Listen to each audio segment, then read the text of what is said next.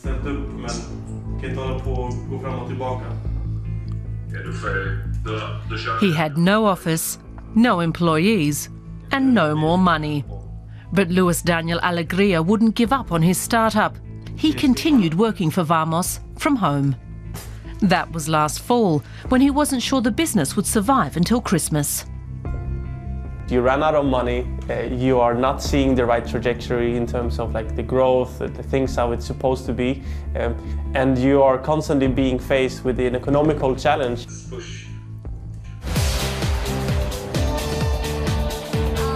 Yet things got off to such a promising start in Berlin in the summer of 2012. With some friends, Alegria developed an app which functions as a mobile event guide. They attracted €100,000 in investment, won prizes and accolades, and were the toast of the town. They set themselves the ambitious goal of attracting 1 million users in a year.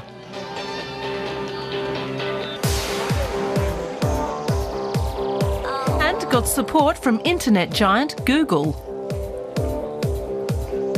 But after a year, Vamos had fewer than 30,000 users, and the investors weren't willing to hand over any more money.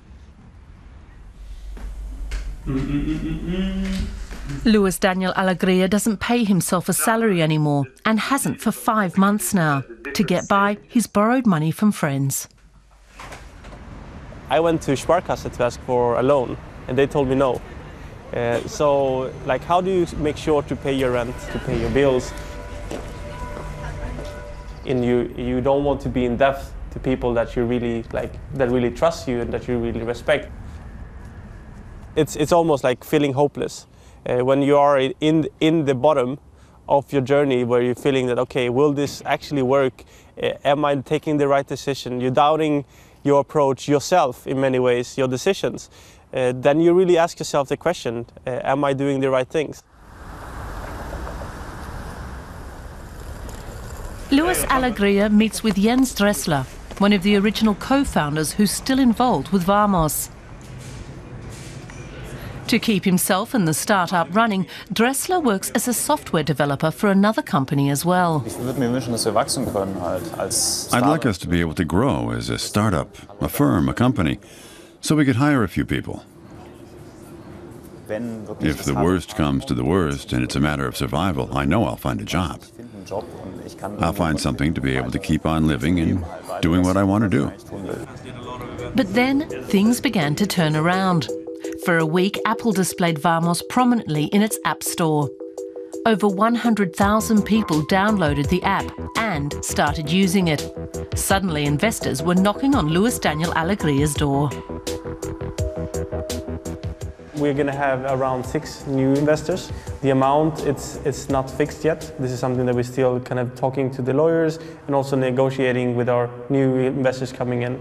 But yeah, enough so we can get started again. At the lawyer's office, they create the legal framework for the cash injection, which should flow by March. What share of the startup should investors receive for their money, and under what conditions? The lawyer also advises them on a settlement for a co-founder who's left the firm. In Berlin, as in all startup scenes worldwide, failure is part of the business. Many founders have several launches behind them. Clearly, not all were successful. If you have a bad idea and don't fail, you won't have the chance to pursue a good new idea, which could be a success. Vamos's new idea, the app should not just show events, but also sell tickets. We can start to earn money. It doesn't mean that it's going to be self-sufficient in a profitable way, but it's going to be at the beginning to prove that the business model of Vamos can work. In the next episode, finally the co-founders can set up an office again and hire some staff. A potential employee has arrived for an interview. Robert?